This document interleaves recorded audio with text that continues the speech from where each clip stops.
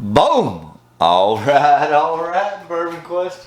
It's your host, Bourbon Steve. Welcome back to Bourbon Quest. Hey, thank you for all that have subscribed. I really appreciate that. If you saw the last video, it was when I was up in southern Indiana at the casino. We did a little Noah's Mill against Rowan's Creek.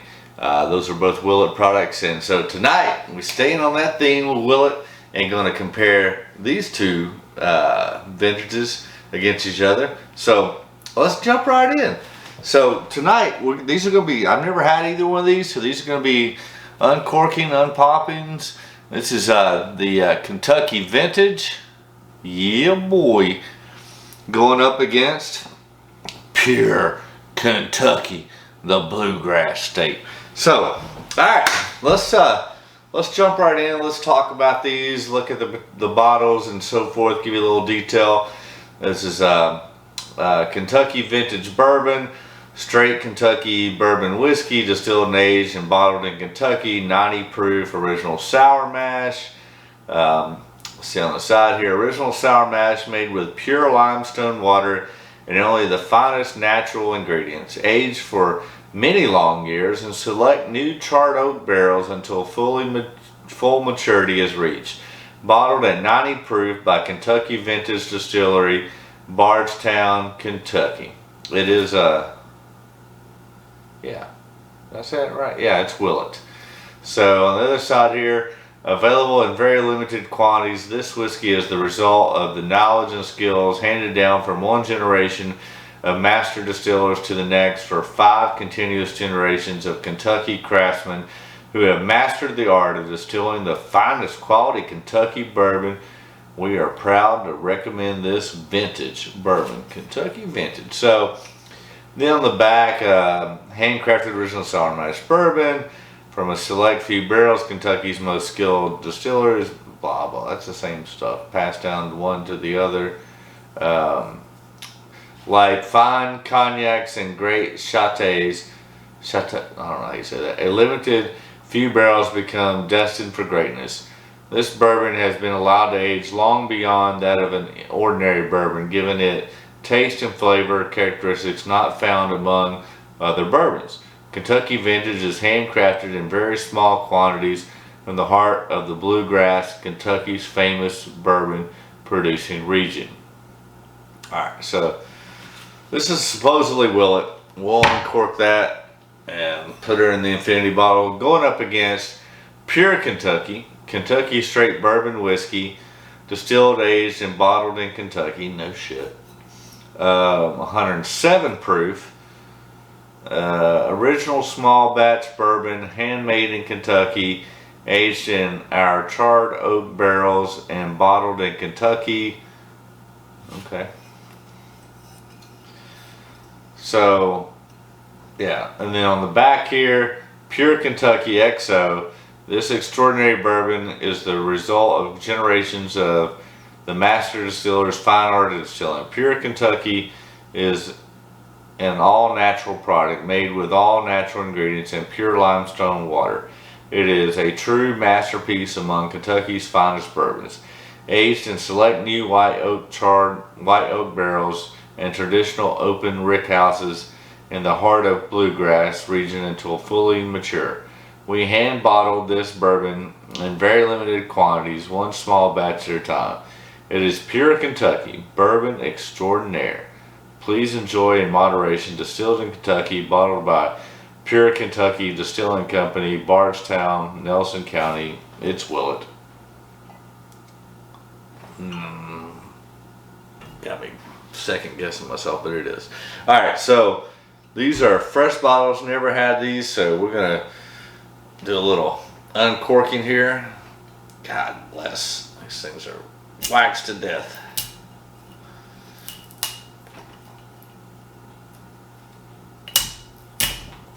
Jesus. Alright, so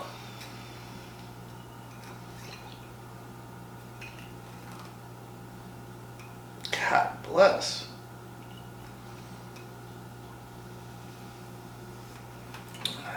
I've had this for a little while, but this should not be this damn hard.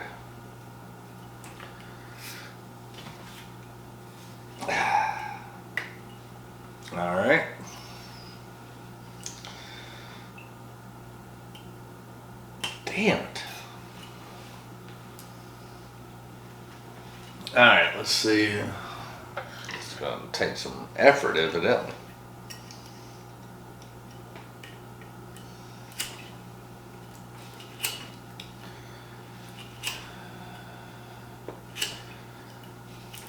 Man, don't make your bottles this damn hard to get into. There we go. Alright, so, alright. Cork pot, or I should say, it's not. It's an untwisting. Son of a bitch. I wonder if this is the same damn thing.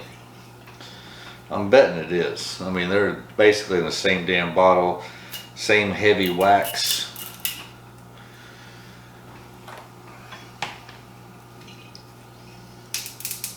God damn. Alright, there's you another uncorking. Or untwisting, as I should say. Motherfuckers. Alright, so let's go ahead. We'll pour these into the glass. We'll pour them into the overflow infinity bottle. Need somebody to come over here and drink some of these down. Jesus. And then let's do our infinity pour. We got a lot of it, our third infinity bottle, because I'm having people come over to drink these down. So, alright, so this is going to go into the overflow, which is a globe infinity bottle. Alright, we got that one. And then, alright, so now we need to do the pure Kentucky.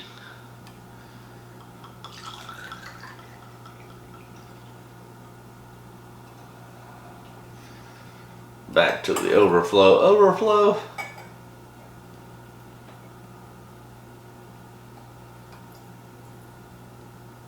Alright. Whew. Got that nonsense out of the way. That'll eventually go into the overflow, and then to the original. Whew. Alright, so we've got the whiskeys poured, we've got the infinity bottle poured.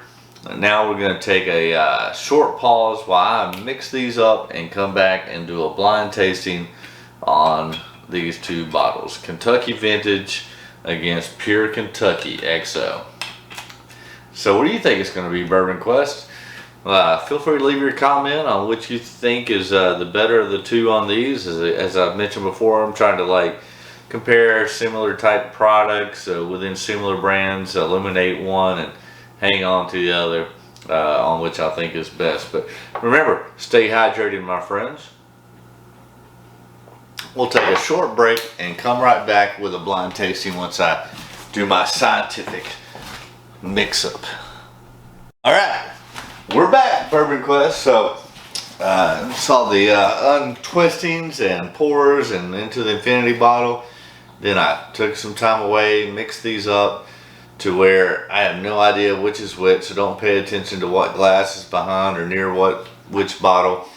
I've used a very high-tech, sophisticated, dangerous, proprietary, patent-pending method approved by NASA, yo. That's a bunch of bullshit. Bottom line is, I don't know which is which. So, we're going to get into them.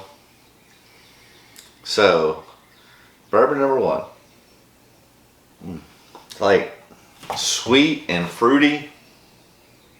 I get like orange and raspberry, vanilla, caramel, more cherry and raspberry, orange. Get like a little bit of apricot on that too. Very fruit forward on the nose. Alright, cheers, Bourbon Quest.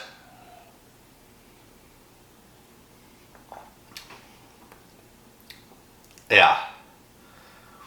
Very fruit forward, that cherry, the orange, apricot, raspberry.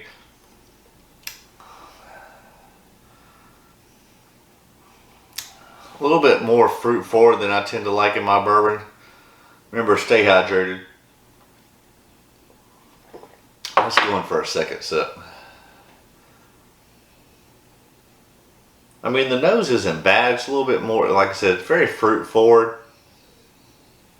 not completely my jam. Cheers, Bourbon Quest. Tons of raspberry on that.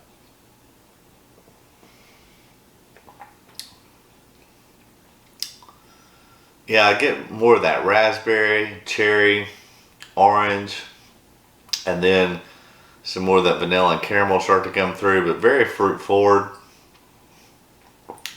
It's not horrible. I would just say it's not my particular flavor profile. If you like fruit forward, you might like it. Not the biggest fan of that.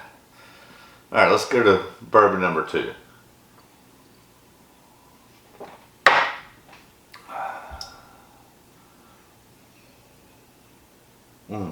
Some of those similar flavors,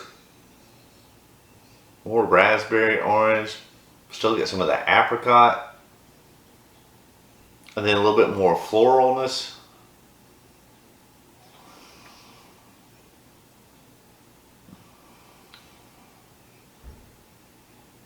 All right, I don't even know.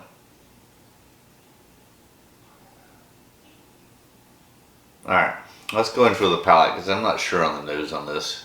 Cheers, Bourbon Quest.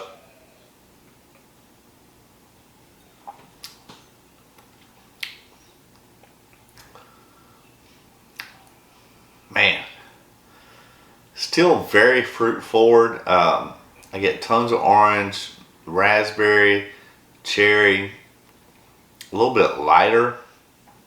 I don't think I'm a big fan of either one of these, to be honest with you.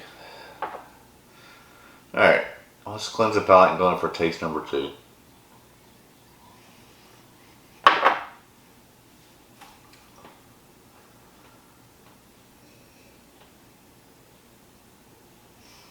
Not a fan of that nose. Very fruit forward and a little bit more floral.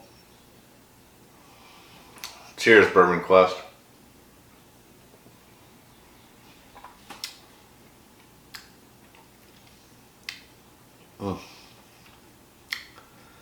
Yeah, I'm not liking that at all. I think even the first one, even though I didn't like it either, might be a tinge better. Well, let's run it back to make sure.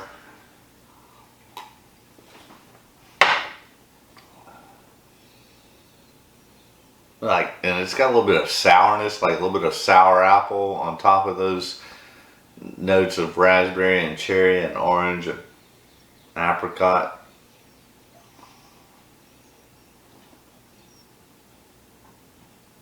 Yeah, I mean, I definitely like the nose on number 1 better than this. Let's go back to the palate.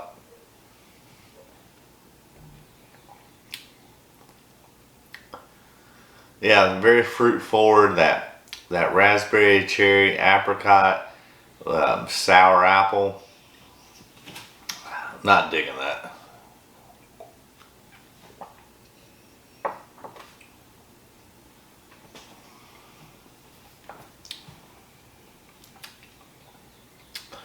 I mean, I would say definitely between these two, I would take number 1 over number 2. Number 1's a little bit better on the second sip as it's opened up a little bit. Not gonna say I'm a huge fan of either one of these, but for comparison's sake, I will choose number 1 over number 2. So again, I don't know which is which. So let's reveal the results. So the winner is Kentucky Vintage.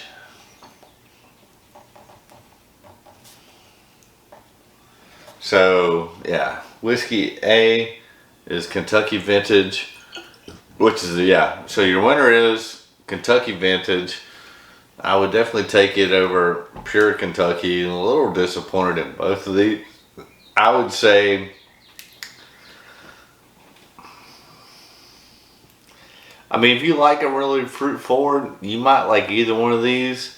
If you're choosing between the two, I'm definitely picking Kentucky Vintage over the Pure Kentucky. Although I don't even know what the price point is on these. I apologize. They're probably like, it's been a while since I purchased these. I want to say between 30 and 40 bucks. Let me know. I could be way off on that. Well, let me know what your thoughts on there is, especially if you like the Pure Kentucky. Let me know why. And also on even the Kentucky Vintage, I would say, me personally, I'm going to keep the Kentucky Vintage around, see what happens with it. But if I'm choosing between these two, I'm definitely choosing the Kentucky Vintage over Pure Kentucky.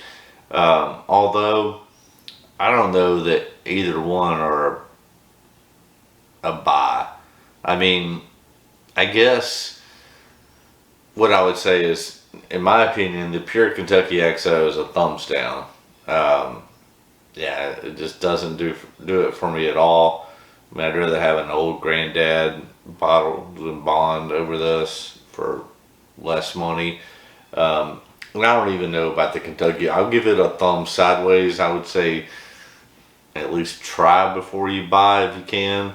I mean, it's not going to break you to buy it, and if you don't like it, I would say go ahead and pass on the Pure Kentucky. Again, not a thumbs up or anything on the Kentucky Vintage, but between the two, it's the better of the two. I mean, I'm not trying that again. I'll take one more sip just to give it a fair shake. I'm not a huge fan of this. I'm not a huge fan of either one, to be honest with you. Definitely will not buy another Pure Kentucky. Bought it fairly on in my bourbon quest when I was just trying to buy and purchase anything and everything new or that I saw. Yeah, not buying another one. We'll see what the Kentucky Vintage does. Again, I mean, the nose is very floral, or very fruity, and a little bit of floral, but more fruit, which is not my particular jam.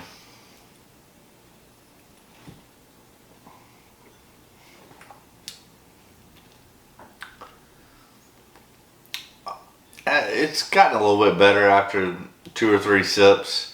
Still not a fan favorite, but it's at least tolerable. So between these two, definitely I would say Kentucky Vintage over Pure Kentucky. You're going down. Will not purchase you again. But anyways, I hope you find this. I mean, that's what I want to do, is give you valuable information, and especially if your profile lines up with mine in any way. And you're choosing between these two, definitely take Kentucky Vintage over Pure Kentucky. Yeah. And hey, again, thank you for all of those that have subscribed. If you haven't done so, just take 2 seconds, doesn't cost anything, hit that subscribe button, and then do yourself a favor, ring that bell for notifications. That way you know each and every time a new video comes up. There might be a couple more before a special episode that will air next week. You'll want to stay tuned for that. It's going to be epic. I'm just going to say, I think it's going to be epic. I've got some friends coming over, and it's going to have an epic title, epic guest, and we'll see what happens. So definitely ring that bell for notifications. Let me know what you think about these bottles. Leave a comment, smash that like button, and listen. As always, my wish for you is that all your Bourbon Quest dreams come true. Ha ha! That's a wrap, yo. Ha ha! I can't wait till Sunday, and then that video will be up next week. Oh, it's gonna be epic.